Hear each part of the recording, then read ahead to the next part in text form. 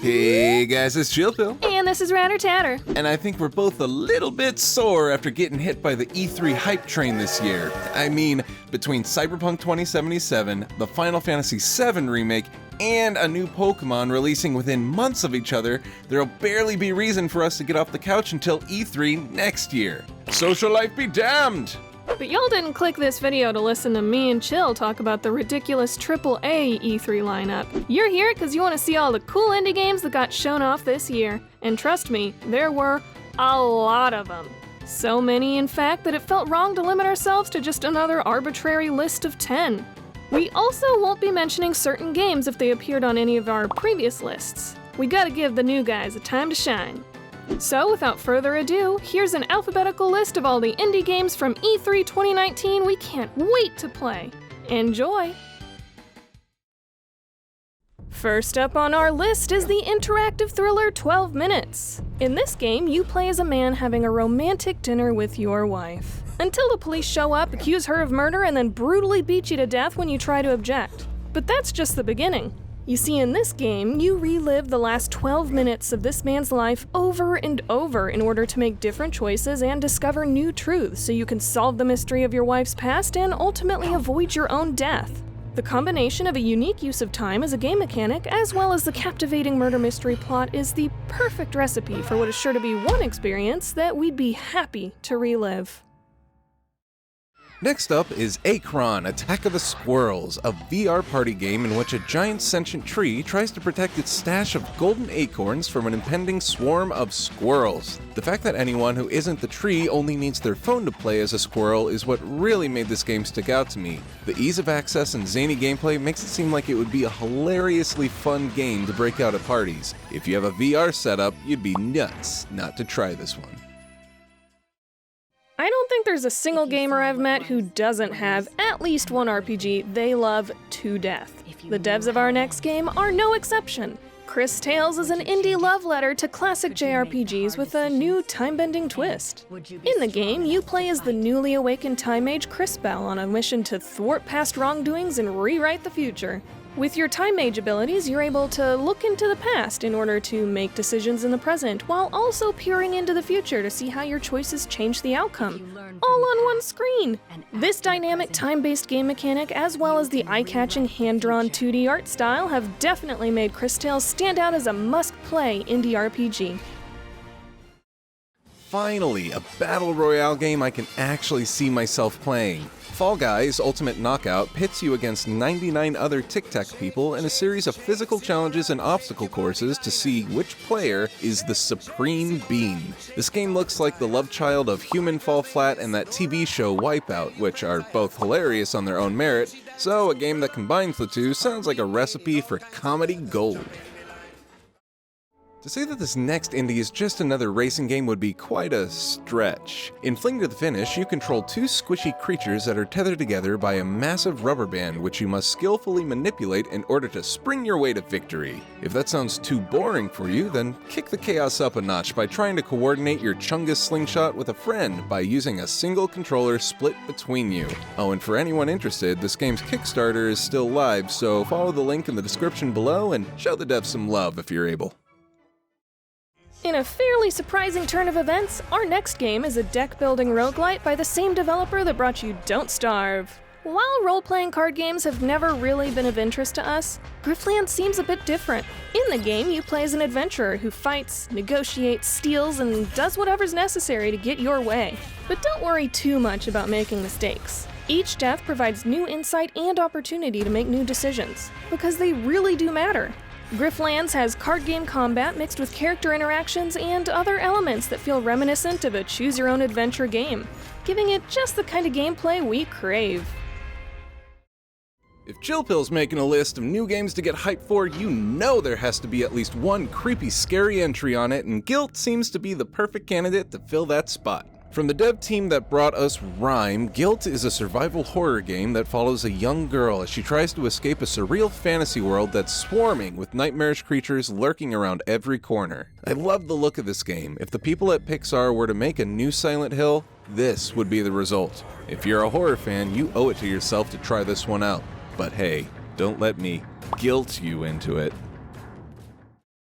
Those beautiful people at Team Cherry are back at it again with a sequel to everyone's favorite bug-based Metroidvania.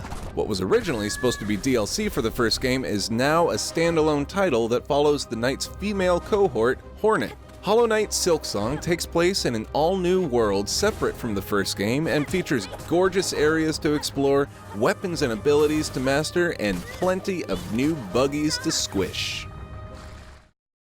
Beautiful art and the promise of exploration are quick ways to this gamer's heart, but Lost Ember has a little bit of a twist that makes it stand out from the rest. In this game, you play as a wolf-fox thing that is able to inhabit other creatures and explore the landscape, discovering ruins of lost civilizations and learning their stories of hope and failure. While watching Lost Ember's E3 trailer, all of this was a huge draw for me, but what really sold me was this little junker. Just look at him! I want to hug him and cuddle him. He's so chubby. He rolls around in a ball and I just can't handle his cuteness. Eee!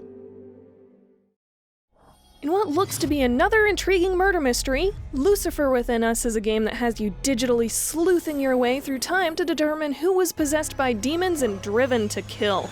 Murder mysteries are a fairly overdone genre in modern entertainment. But the appeal of being able to follow multiple different people in order to create a timeline of events and decide if they were the demon-possessed killer is a fun twist we're excited by. And as a Supernatural fan, I just cannot pass up the opportunity to feel what it'd be like to be part of the Winchester team, trekking down and exorcising demons for just a little bit. In a platform that's mainly known for its multitude of rhythm games and activity simulators, MARE is an indie title that looks to be a breath of fresh air. This game is a beautiful VR adventure where you inhabit a giant mechanical bird named, you guessed it, Bird, in order to explore a beautiful world and solve its mysteries with your trusty companion. With a gorgeous art style that gives us serious Eco Meets Journey vibes and a unique approach to VR, it would be an absolute nightmare to miss out on this one. RPG time, The Legend of Wright is, well, an RPG with a very striking arts and crafts aesthetic that takes place entirely in the notebook of one ridiculously creative student. Not a lot was said about this one following its reveal at the Xbox conference, but the unique art style instantly caught my eye and made me wish that there was more info on it. Guess I'll just have to wait until it releases on Xbox, Android, and iOS sometime next year. Indies have the unique quality of being free to explore some darker, more serious subjects, which makes for some extraordinarily powerful stories. Spiritfarer promises to be another meaningful experience we cannot wait to have. In this game, you play as Stella, ferrymaster to the deceased. You will be charged with building your boat with resources gathered from farming, mining, crafting, and other activities in order to better perform your duty of transporting your recently departed spirit passengers to the afterlife. The resource management, combined with the powerful message of finally saying goodbye to those who have passed on, makes Spiritfarer one game we would be very sad to miss. Next up is Superliminal, a peculiar puzzler that plays on the power of perspective. While I'm not typically a fan of puzzle games, the creative surrealness of this game is super intriguing and gives off vibes that are vaguely reminiscent of Portal and the Stanley Parable. The only thing that could make this game even cooler than it already is if it got released with full VR support. Oh well, maybe someday. Adventure and exploration are my bread and butter, but I never thought a procedurally generated world would be a part of that equation. Well, Unexplored 2: The Wayfarer's Legacy took my delicious metaphorical buttered toast, slathered on some roguelite jelly, and absolutely blew my mind. Not only does this indie sequel look absolutely incredible, the procedurally generated world makes for a wholly unique adventure each time you die and begin again with a new hero, making for a gorgeous exploration game with the kind of replayability seldom present in the genre. I don't know about y'all, but I am already drooling over Unexplored 2. Get ready for a shocker, cause I've got another gorgeous exploration game to finish out the list. In Way to the Woods, you play as a deer leading your fawn through an abandoned city that's been reclaimed by nature in order to make your way back to the woods. Not only is being able to interact with your little deer baby adorable, but the game also uses light emitted from your antlers as a way of interacting with the world, which I find charming. Way to the Woods looks like it'll be the perfect game to sit back and relax to while getting in some fuzzy cuteness feels. I'd even go so far as to say it looks downright endearing. Well, I think it's safe to say 2020 is shaping up to be one hell of a year for us indie fans.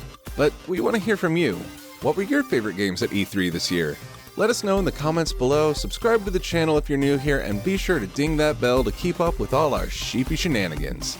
So until next time, guys, see ya!